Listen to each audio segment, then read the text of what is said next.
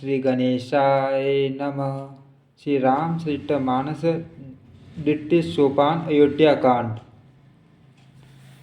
जिनकी गोद में हिमाचल छूटा, पार्वती जी मस्तक पर गंगा जी, ललाट पर द्वितीय का चंद्रमा, कंठ में हलाल विष और वक्ष स्थल पर सर्पराज सेज सुशोभित हैं।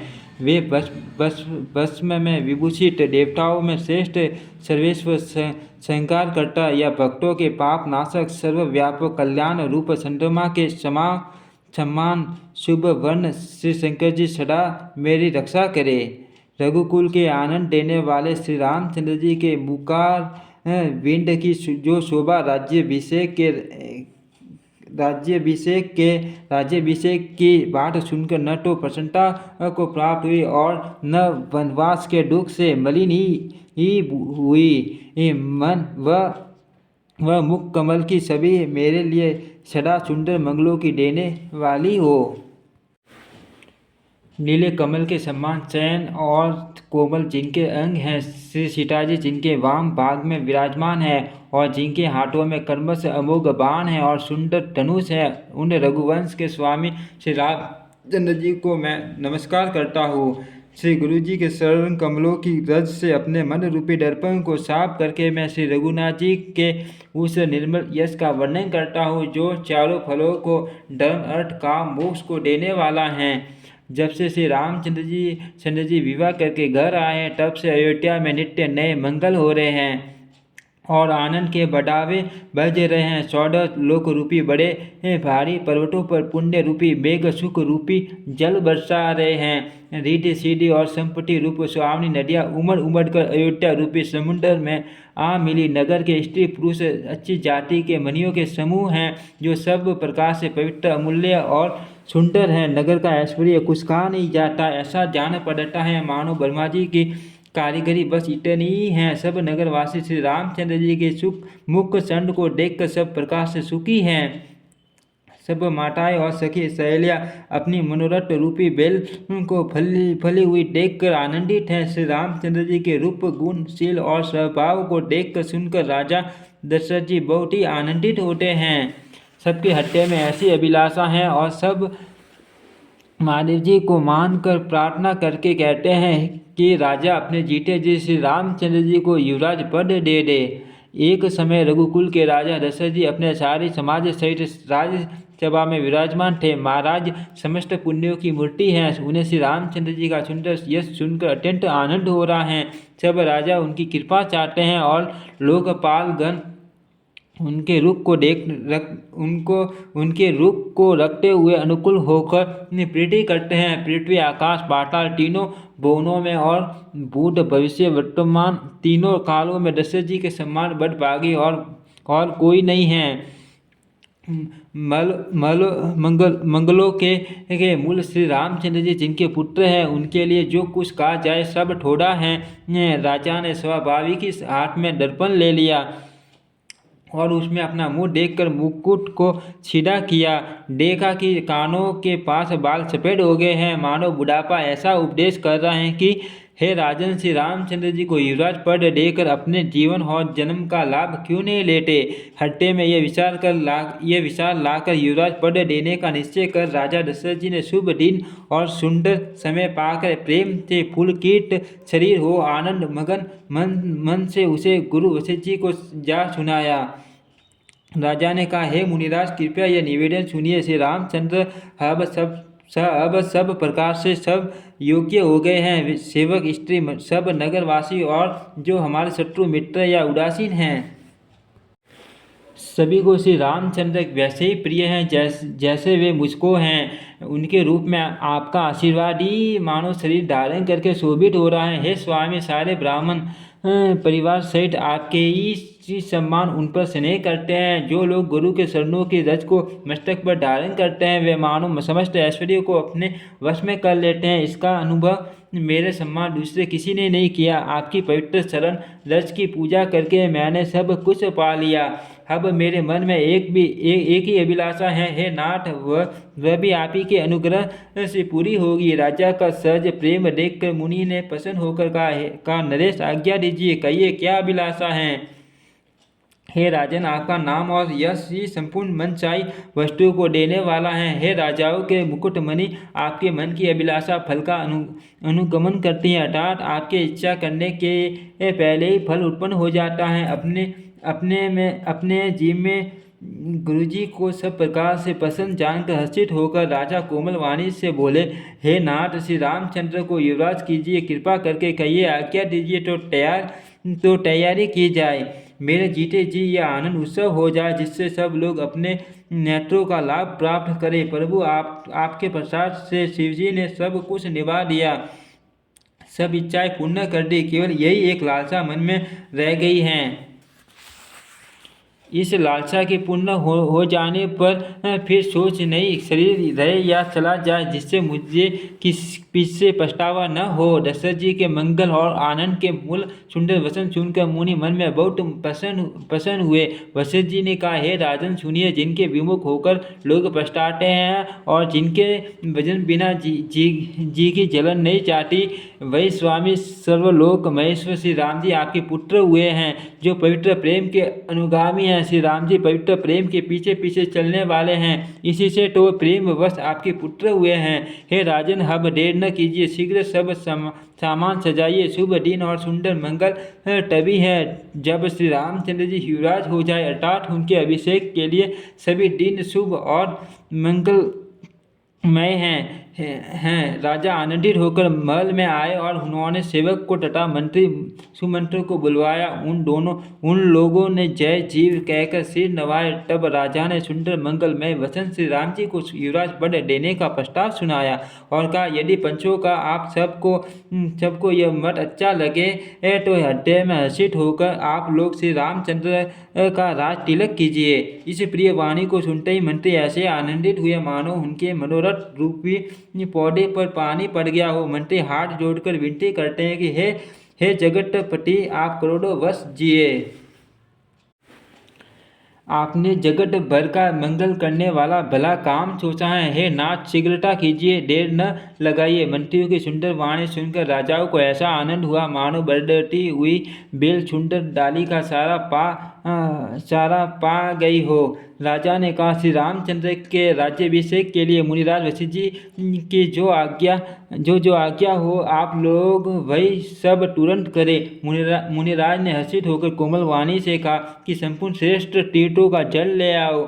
फिर उन्होंने औषधि, मूल, फूल, फल और पत्र आदि अनेकों मांगलिक वस्तुओं के नाम गिनकर बताए। सवर, मर्ग, श्रम, बहुत प्रकार के वस्त्र, असंख्य जातियों के ऊनी और रेशमी कपड़े, नाना प्रकार की मणियाँ, रत्न तथा और भी बहुत सी मंगल वस्तुएं जो जगत में राज्याभिषेक योग्य होती हैं, सबको मंगाने की उन्होंने आज्ञा दी। मुनि ने वेदों में कहा हुआ सब विधान बताकर कहा, नगर में बहुत से मंडप संडोवे सजाओ, फलों समेत आम, सुपारी और केले के वृक्ष नगर की गलियों में चारों ओर रोप दो। सुंदर मणियों के मनोर शौक पुरवाओ और बाजार को तुरंत सजाने के लिए कह दो। श्री गणेश जी, गुरु और कुल देवता की पूजा करो और बूढ़े ब्राह्मणों की सब प्रकार से सेवा करो। ध्वजा, पटाखा, तोरण, कलश, घोड़े, रथ और हाथी सबको सजाओ। मुनि श्रेष्ठ वशिष्ठ जी के वचनों को शिरोधार्य करके सब लोग अपने अपने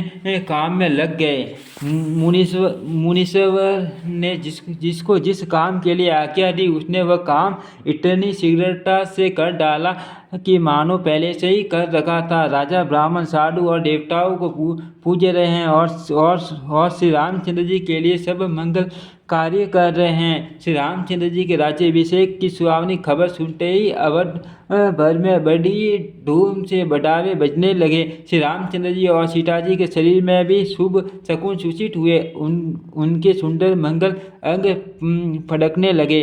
पुलकित होकर वे दोनों प्रेम से एक दूसरे से कहते हैं कि ये सब शकुन भरत के आने की सूचना देने वाले हैं। उनको मामा के घर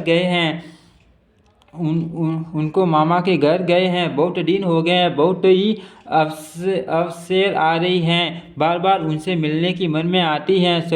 शकुनों से प्रिय भरत के मिलने का विश्वास होता है। और भरत के समान जगत में हमें कौन प्यारा है, शकुन का बस यही फल है, दूसरा नहीं। श्री रामचंद्र जी को अपने भाई भरत का दिन रात ऐसा सोच रहता है जैसा कछुए का हड्डे में अंडों का रहता है। इसी समय यह परम मंगल समाचार सुनकर सारा रनिवास हर्षित हो उठा, जैसे चंद्रमा को बढ़ते देखकर समुद्र में लहरों को विलास आनंद सुशोभित होता है। सबसे पहले रनिवास में जाकर जिन्होंने ये वचन समाचार सुनाए, उन्होंने बहुत से आभूषण और वस्त्र पाए।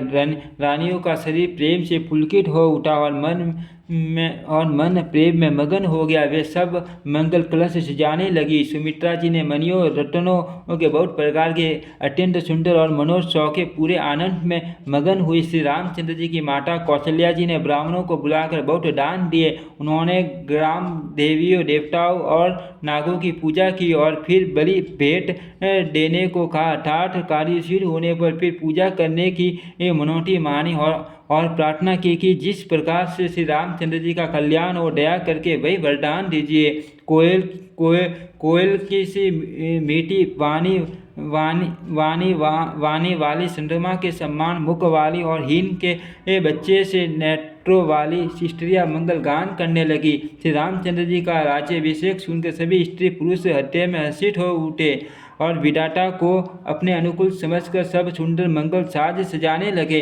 तब राजा ने वशिष्ठ जी को बुलाया और शिक्षा समयोचित उपदेश देने के लिए श्री रामचंद्र जी के महल में भेजा। गुरु का आगमन सुनते ही श्री रघुनाथ जी ने दरवाजे पर आकर उनके चरणों में मस्तक नवाया, आदरपूर्वक अर्घ्य देकर उन्हें घर में लाए और षोडशोपचार से पूजा करके उनका सम्मान किया। फिर सीताजी सहित उनके चरण स्पर्श किए और कमल के सम्मान दोनों हाथों को जोड़कर श्री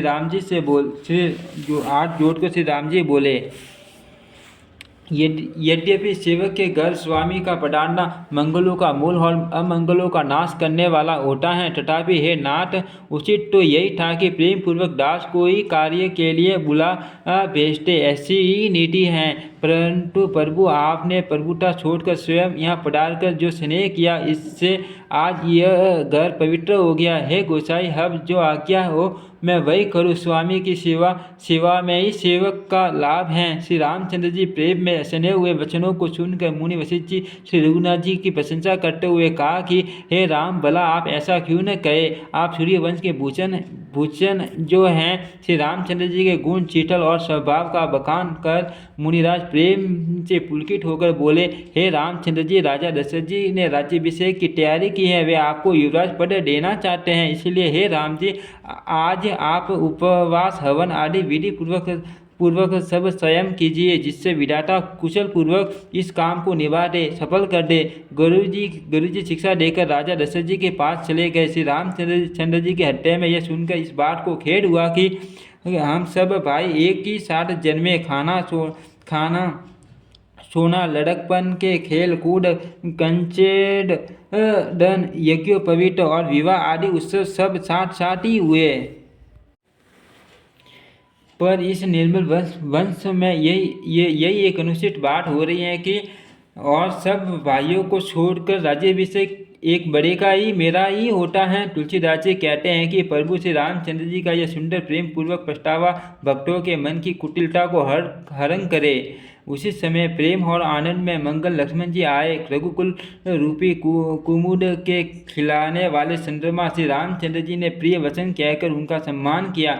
बहुत प्रकार के बाजे बज रहे हैं। नगर के अति से आनंद का वर्णन नहीं हो सकता। सब लोग ब्रज जी का आगमन मना रहे हैं और कह रहे हैं कि वे भी शीघ्र आवे और राज्याभिषेक का उत्सव देखकर नेत्रों का फल प्राप्त करे।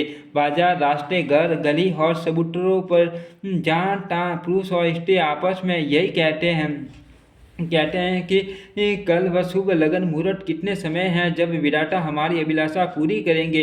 जब सीताजी सहित श्री रामचंद्र जी सुवन के सिंहासन पर विराजेंगे और हमारा मन सीता होगा, मन कामना पूरी होगी। इधर तो सब यह कह रहे हैं कि कल कब होगा। उधर कुछ करी देवता विघ्न मना रहे हैं।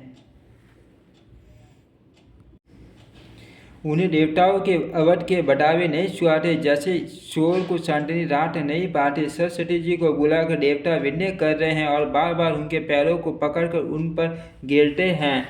वे कहते हैं, हे माता, हमारी बड़ी विपत्ति को देखकर आज ही वही कीजिए जिससे श्री रामचंद्र जी राज्य त्याग कर वन को चले जाए और देवताओं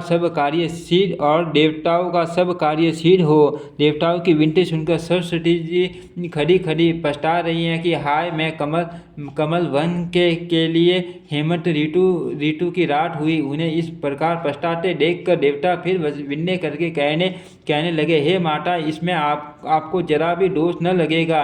श्री रघुनाथ जी विचार और हर्ष से रहित हैं। आप तो श्री राम जी के सब प्रभाव को जानती हैं। जी अपने क्रमवश ही सुख दुख का भागी होता है, अतः देवताओं के हित के लिए आप अयोध्या जाइए। बार बार शरण पकड़कर देवताओं ने सरस्वती जी को संकोच में डाल दिया। तब वह यह विचार चली कि देवताओं की बुद्धि ओसी है, इनका निवास तो ऊंचा है पर इनकी कन्या नीची है।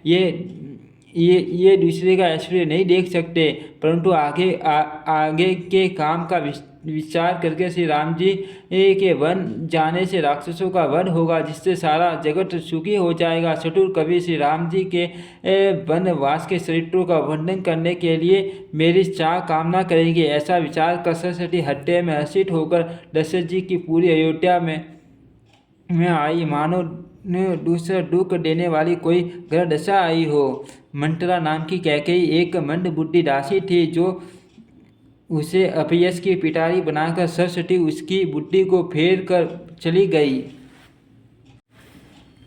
मंत्रा ने देखा कि नगर सजाया हुआ है, सुंदर मंगलमय बढ़ावे बज रहे हैं। उसने लोगों से पूछा कि कैसा उत्सव है। उनसे श्री रामचंद्र जी के राज तिलक की बात सुनते ही उसका हृदय जल उठा। वह दूर बुद्धि नीच जाति वाली दासी विचार करने लगी कि किस प्रकार से यह काम रात ही रात में बिगड़ जाए। जैसे कोई कुटिल बिलनी सड़ का सट्टा लगा देखकर घाट लगाती हैं कि इसको किस तरह से उकाड़ लो। वह उदास होकर ब्रजी की माता कैकेयी के पास गई। रानी कैकेयी ने हंसकर कहा, तू उदास क्यों है? मंत्रा कुछ उत्तर नहीं देती, केवल लंबी सांस ले रही है और टिया चरित्र करके आंसू ढरका रही हैं। रानी हंसकर कहने लगी कि तेरे बड़े गाल हैं, तू बहुत बढ़कर बोलने वाली है। मेरा मन कहता है कि लक्ष्मण ने तुझे कुछ सीख दी है, दंड दिया है, तब भी वह महापापिनी दासी कुछ भी नहीं बोलती। ऐसी लंबी सांस छोड़ रही है मानो काली नागिन फुफका छोड़ रही हो।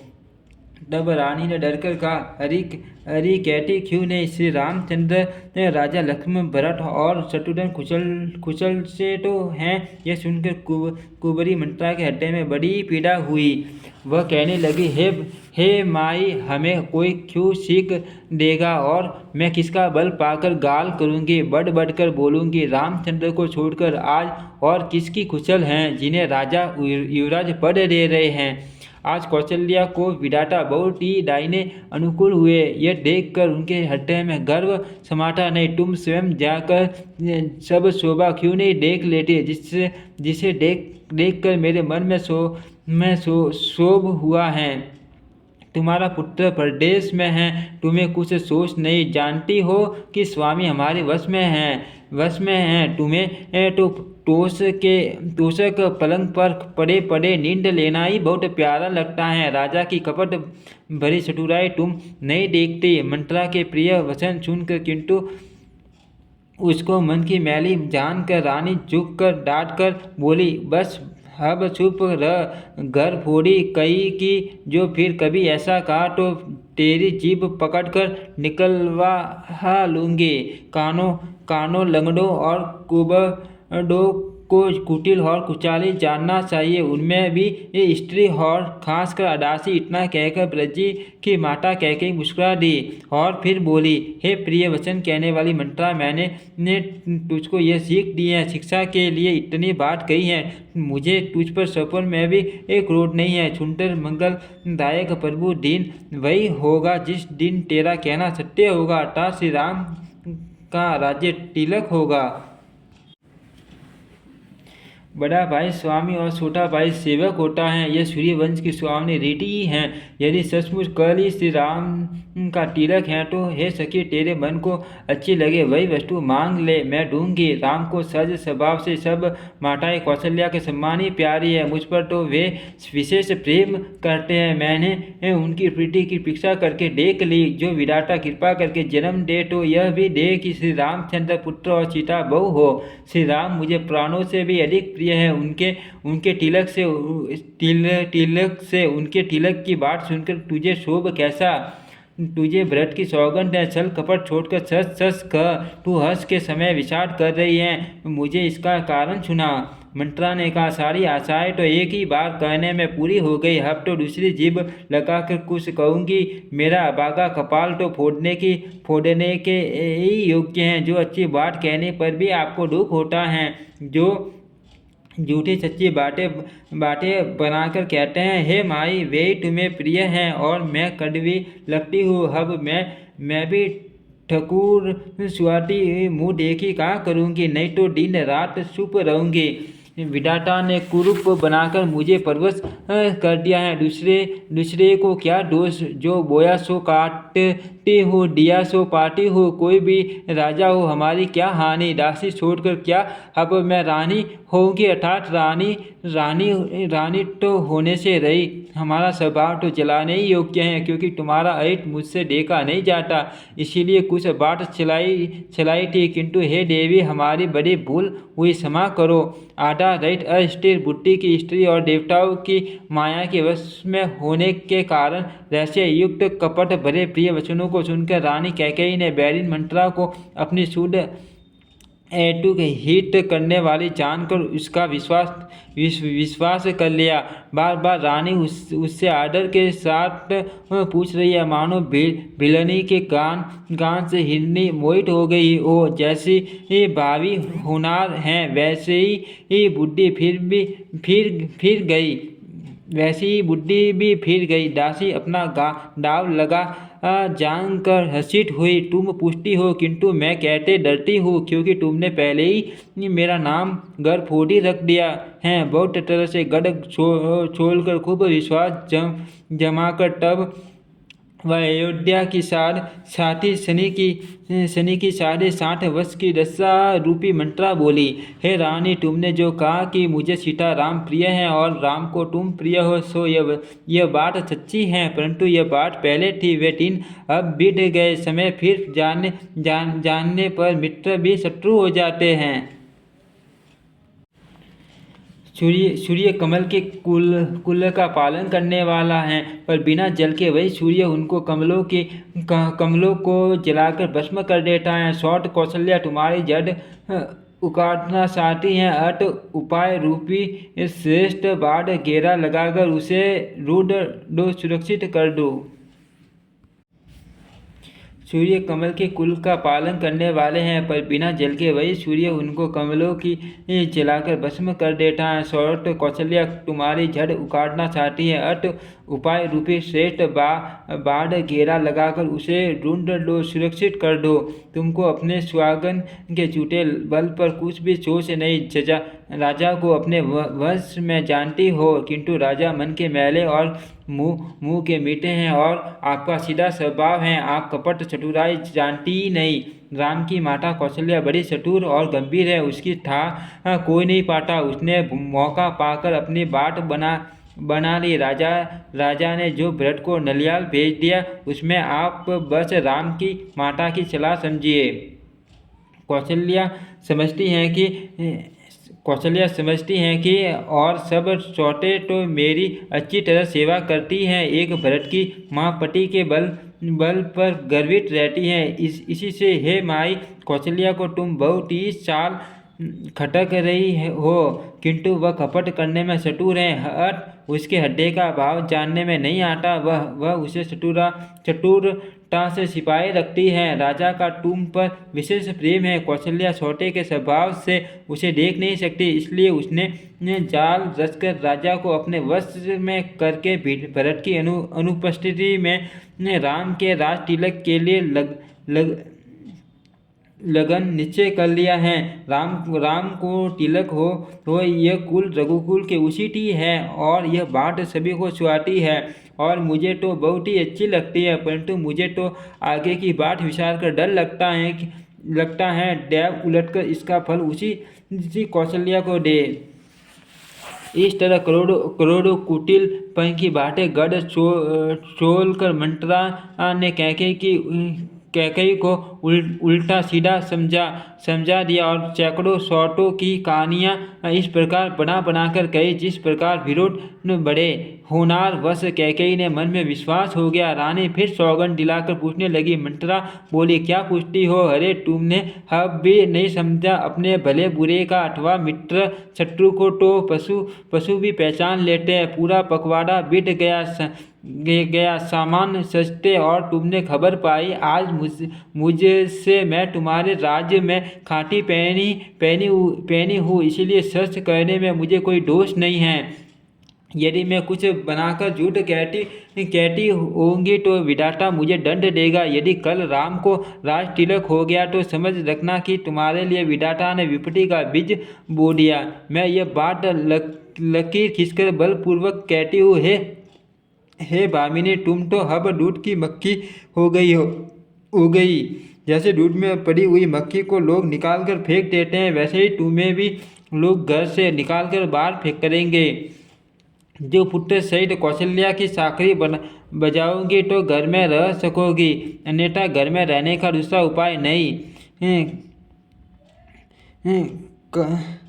करदू ने विनता को दुख दिया। तुम्हें कौशल्या देगी। भरत कारागर का सेवन करेंगे, जेल की हवा खाएंगे और लक्ष्मण राम के नायब सहकारी होंगे।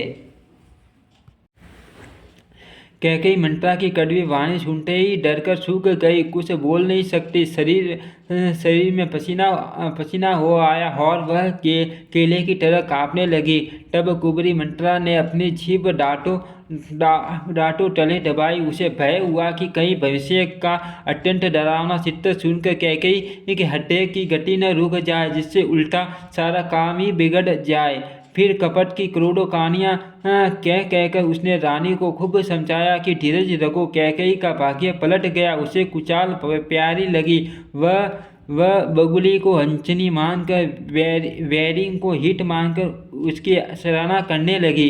कैकेयी ने कहा, मंत्रा सुन, तेरी बात सत्य है। मेरी डायनी आँख नित्य फड़का करती हैं। मैं प्रतिदिन रात को बुरे सपन देखती हूँ, किंतु अपने अज्ञानवश तुझसे कहती नहीं। सखी, क्या करूँ? मेरा तो सीधा स्वभाव है। मैं दाया बाया कुछ भी नहीं जानती। अपनी चलते जहाँ तक मेरा वश चला, मैंने आज तक कभी किसी का बुरा नहीं किया। फिर न जाने किस पाप से देव ने मुझे एक ही साथ यह दुख दिया।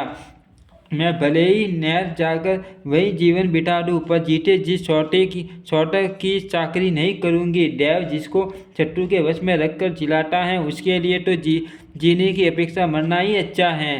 रानी ने बहुत प्रकार के दिन वसन कहे। उन्हें सुनकर कुबरी ने त्रिया चरित्र फैलाया। वह बोली, तुम मन में गलानी मानकर ऐसा क्यों कह रही हो? तुम्हारा सुख सुहाग दिन दूना होगा। जिसने तुम्हारी बुराई चाही है, वही परिणाम में यह बुराई रूप फल पाएगी।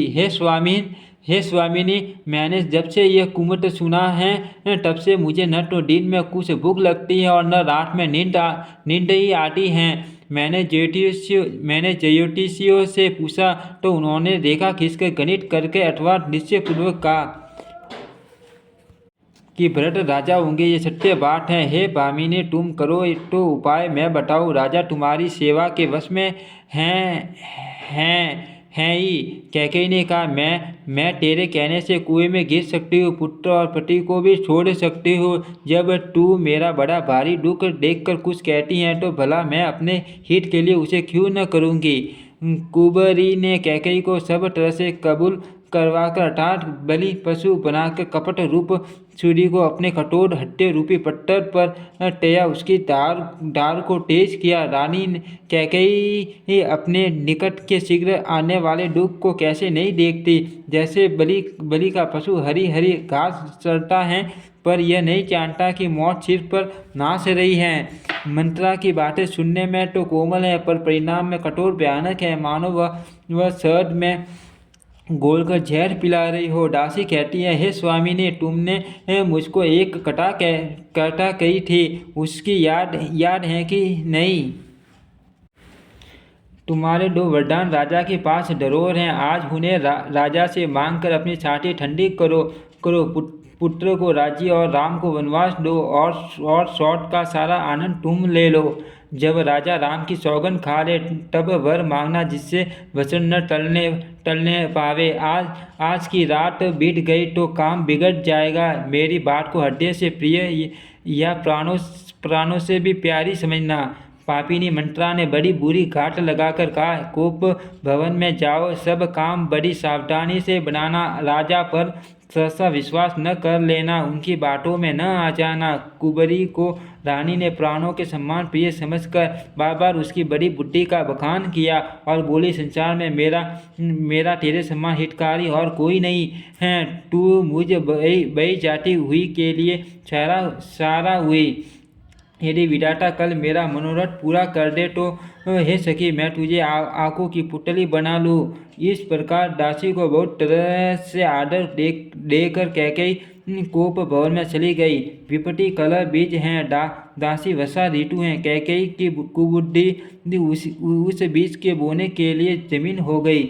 उसमें कपट रूपी जल पाकर अंकुर फूट निकला। दोनों वरदान उस अंकुर के 2 पत्ते हैं और अंत में इसके दुख रूपी फल होगा। कैकेयी कोप का सब साज सज कर कोप भवन में जा सोई। राज्य करते हुए वह अपनी दुष्ट बुद्धि से नष्ट हो गई। राजमहल और नगर में धूमधाम मच रही है। इस कुचाल को कोई कुछ नहीं जानता।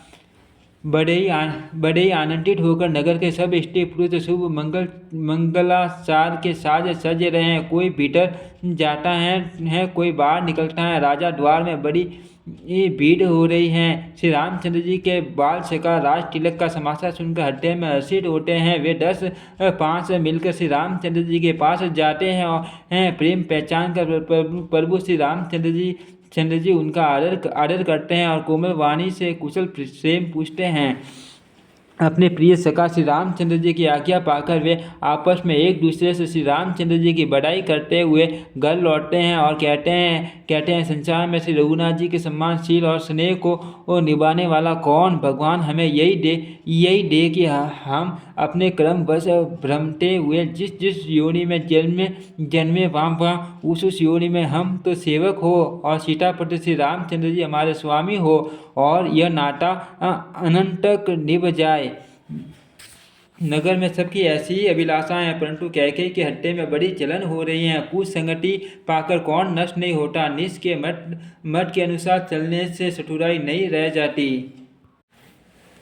संध्या के समय राजा दशरथ आनंद के साथ कैकेयी के महल में गए, मानो साक्षात स्नेही शरीर धारण कर निष्ठुरता के पास गया हो। कोप भवन नाम सुनकर राजा स्वयं गए। डर के मारे उनका पाँव आगे को नहीं बढ़ता। स्वयं देवराज इंद्र जिनकी भुजाओं के बल पर राक्षसों से निर्भय होकर बसता है और संपूर्ण राजा लोग जिनका रुख देखते रहते हैं, वही राजा दशरथ स्त्री का क्रोध सुनकर सूख गए। कामदेव का प्रताप और महिमा तो देखिए, जो त्रिशूल वज्र और तलवार आदि की चोट अपने अंगों पर चढ़ने वाले वे रति नाथ कामदेव के पुष्प बाण से मारे गए।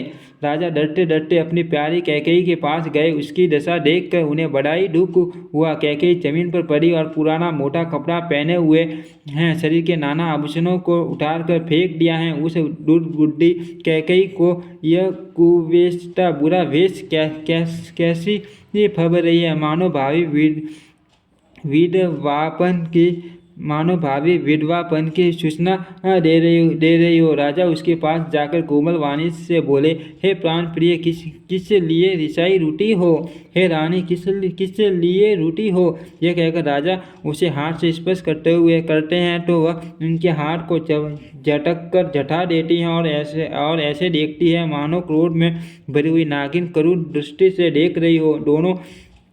दोनों वरदानों की वासनाएं उस नागिन की 2 जीभें हैं और दोनों वरदान दांत हैं। वह काटने के लिए मरम स्थान देख रही हैं। तुलसीदास जी कहते हैं कि राजा दशरथ होनार के वश में होकर इसे इस प्रकार हाथ झटकने और नागिन की भांति देखने को कामदेव की क्रीड़ा ही समझ रहे हैं। राजा बार बार कह रहे हैं कि हे सुमुखी, हे सुलोचनी, हे कोकिल वाहिनी, हे गजगामिनी, मुझे अपने क्रोध का कारण तो सुना। हे प्रिय, किसने तेरा अनिष्ट किया? किसके 2 सिर हैं? यमराज किसको लेना अपने लोक को ले जाना चाहते हैं?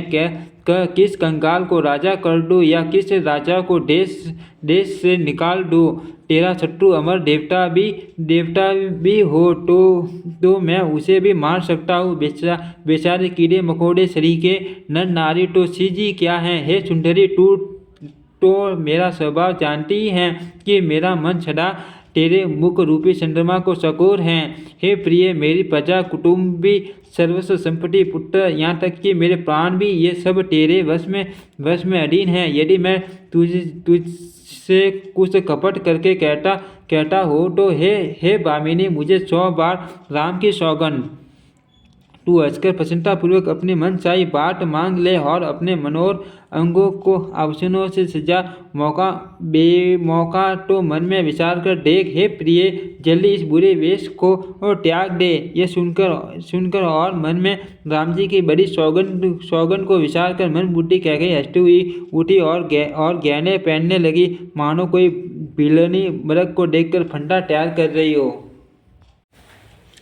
अपने जी में कैकेयी को सूरज जानकर राजा दशरथ जी प्रेम से पुलकित होकर कोमल और सुंदर वाणी से फिर बोले, हे भामिनी, तेरा मन सीता हो गया। नगर में घर घर आनंद के बढ़ावे बज रहे हैं। मैं कल ही राम को युवराज पद दे रहा हूँ, इसलिए हे सून नयनी, तू मंगल साज सज। यह सुनते ही उसका कठोर हृदय डल का उठा फटने लगा, मानो पका हुआ बाल तोड़ फोड़ा सूख गया हो। ऐसी भारी पीड़ा को भी उसने हंसकर छिपा लिया, जैसे चोर की स्त्री प्रकट होकर नई रोटी जिसमें उसका भेद न खुल जाए। राजा उसकी कपट चतुराई को नहीं लख रहे हैं, क्योंकि वह करोड़ों कुटिलों की शिरोमणि गुरु मंत्रा की पढ़ाई हुई है।